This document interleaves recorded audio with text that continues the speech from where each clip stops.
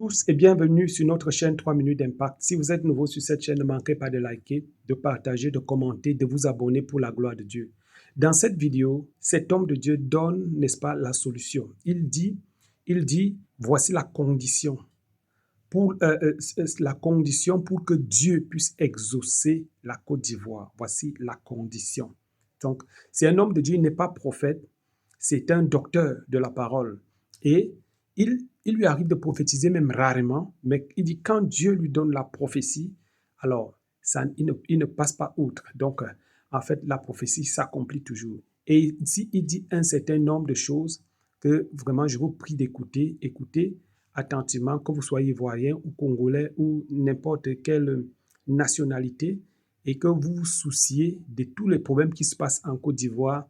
Écoutez attentivement cette prophétie, parce qu'il y a des intercesseurs, même hors de la Côte d'Ivoire, qui prient pour la Côte d'Ivoire, parce que sincèrement, nous sommes un même peuple. Nous sommes des frères, nous sommes des sœurs.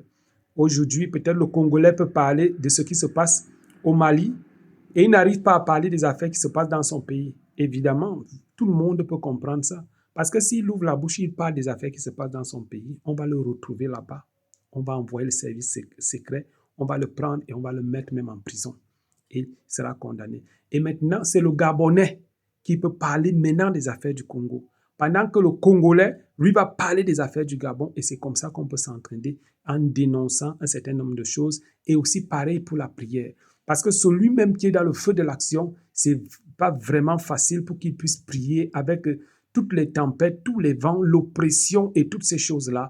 Il a besoin du secours de ceux qui sont aussi à l'extérieur. Donc, si nous comprenons cela, comme ça, nous pouvons être unis, nous comprenons cela, vraiment, nous allons faire beaucoup de choses et les choses vont se décanter et Dieu vraiment va beaucoup se manifester. Dieu pourra même exaucer un certain nombre de personnes simplement parce qu'il y a des voix qui se lèvent, même hors même du pays, même en fait du pays même où les abominations sont commises. Donc, dans cette vidéo, cet homme de Dieu est en train de dire des choses vraiment que je vous prie d'écouter avec beaucoup d'attention. N'hésitez pas à dire ce que vous en pensez en commentaire, que Dieu vous bénisse abondamment. On se dit à la fin pour la conclusion. Shalom. Je ne suis pas prophète, je suis pasteur enseignant. Mais quand Dieu me donne l'opportunité de donner une prophétie à visage découvert, je ne tape pas poteau. La destinée de la Côte d'Ivoire qui va arriver, qui est devant, elle est trop glorieuse. Elle est trop glorieuse. Le temps vient. Je termine. Le temps vient et le temps est déjà venu, presque venu, où habiter la Côte d'Ivoire, où être ivoirien, où avoir la nationalité ivoirienne, sera un sujet de gloire. Notez ce que je viens de dire. Alors, demandons à Dieu que sa grâce nous soutienne. Le chiffre 9, c'est le chiffre de la stabilité. C'est le seul chiffre multiplié par n'importe quel coefficient. La somme algébrique donne 9. 9 fois 1, 9. 9 fois 2, 18. 1 plus 8, ça fait 9. 9 fois 3, 27. 2 plus 7, ça fait 9. 9 fois 3, 36.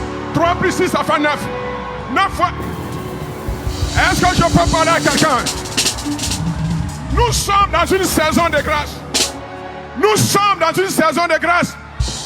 Et homme de Dieu, quel que soit ce qui va t'arriver, sois égal à toi-même. Quand Dieu va t'élever, sois égal à toi-même. Quand tu vas passer par des moments difficiles, sois égal à toi-même. 9, le chiffre de la stabilité.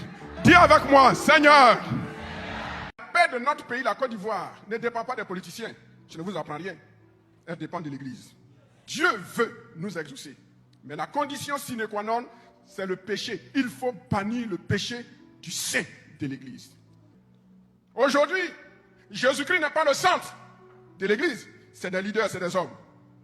La parole des hommes de Dieu a valeur supérieure ou égale à celle de la Bible. Ça, c'est l'apostasie. Aujourd'hui, c'est courir après les miracles. Et pour pouvoir faire des miracles, il faut aller faire des pactes de sorcellerie démoniaque dans je ne sais quel pays. Et on vient faire des miracles, on éblouit le peuple nous donne l'argent et on pense qu'on est en train de servir Dieu. On est en train de tromper le peuple de Dieu et tromper la Côte d'Ivoire. Le pouvoir n'est pas entre les mains des politiciens. Les politiciens sont des serviteurs entre les mains de Dieu. Mais dans le pouvoir, selon la parole prophétique de l'Église, que l'Église en Côte d'Ivoire est tombée dans l'idolâtrie, le fétichisme, pour manifester des miracles mensongers et devenir riche. Je ne suis pas contre la richesse, mais on n'a pas besoin de la magie pour devenir riche. Aujourd'hui, il n'y a plus de repentance sincère dans nos églises. L'église est devenue un bar. L'église est devenue un lieu de business. L'église est devenue un lieu de rencard. On se marie, on divorce, on se remarie, on divorce, on se remarie, on divorce, on se remarie. La musique pure n'est plus dans l'église. L'église de Côte d'Ivoire a besoin d'être balayée. Il y a trop de désordre dans l'église. Les musiques païennes sont rentrées dans l'église. Les habillements païens sont rentrés dans l'église. Le langage païen est rentré dans l'église. Le business est rentré dans l'église. Nous avons besoin de repentance. Le péché n'est plus condamné. C'est dans l'église qu'on trouve les maîtresses des responsables. C'est dans l'église qu'on trouve chrétiens mariés à 2 femmes. Aujourd'hui, c'est dans l'église qu'on trouve les mafiosites, chrétiens escrocs, chrétiennes escrocs. Ils s'escroquent entre eux chrétiens. Ils escroquent le pasteur. Pasteur aussi escroque les chrétiens. On va où avec ça? Dans pratiquement toutes les prophéties qui sont données, il y a toujours une chose qui revient constamment, un problème qui revient constamment. Récemment, il y a une prophétie qui a été publiée où il y avait le balai sur le téléphone, ainsi de suite. L'autre prophétie a été publiée où le prophète Elipada parlait et il a indexé le péché dans l'Église. Et aujourd'hui encore, n'est-ce pas, cet homme de Dieu est en train de déclarer une parole et il dit que non, le problème, la Côte d'Ivoire peut être exaucée. La Côte d'Ivoire même, Dieu veut exaucer la Côte d'Ivoire, mais le problème c'est qu'il faut enlever le péché. Voilà, la Bible dit dans le livre d'Ésaïe, la main de l'Éternel n'est pas très courte pour nous sauver, ni son oreille trop dure pour nous entendre. Mais c'est le péché qui crée, n'est-ce pas, une séparation, un mur entre nous et notre Dieu. Donc si en tant qu'enfant de Dieu, on réussit à enlever le péché, ôter le péché, n'est-ce pas, le Seigneur va nous exaucer. Nous devons aussi savoir, je prends mon cas personnel, où même quand je ne voulais pas pécher, je péchais. Je ne voulais pas vraiment vivre une vie abominable, une vie vraiment de débauche, mais je vivais cette vie. Pourquoi? Parce que j'étais vraiment enfoui, j'étais sous l'oppression. J'étais vraiment victime des liens, des puissances des liens. Parce qu'il y a des gens, même quand tu ne veux pas faire, tu fais. Quand tu dis non, vraiment là, je m'abstiens de boire l'alcool, c'est là où tu vas même commencer. Je m'abstiens de me masturber, c'est là où la masturbation, ainsi de suite. Mais moi, particulièrement, moi, j'ai reçu une délivrance même dans ma chambre. C'est dans ma chambre que le Seigneur m'a visité de manière miraculeuse. Et c'est pour cette raison que je suis en train d'interpeller qui que ce soit pour dire que tu n'as pas forcément besoin d'abord de te retrouver dans une église pour être délivré. Tu peux même être dans l'église et tu n'es jamais délivré. Si tu as une relation, tu cherches Dieu de tout ton cœur. Tu le cherches et tu dis, Seigneur, je veux te sentir, j'ai besoin de toi. Seigneur, je veux que tu me visites, je veux que tu me touches, je veux que tu transformes ma vie et que Dieu voit que tu es sincère. Le Seigneur va te visiter, même s'il ne le fait pas là. Alors il va enclencher un processus qui va arriver jusqu'à la délivrance. Lorsque tu commences à être sincère, ton miracle a commencé. Donc ta délivrance a commencé. Même si elle ne s'opère pas là, de telle enseigne que tu puisses voir et tout ça, ça a déjà commencé. Chaque fois que tu vas te masturber, tu pleures devant Dieu, tu pleures. Un jour, Dieu va te délivrer. C'est comme ça.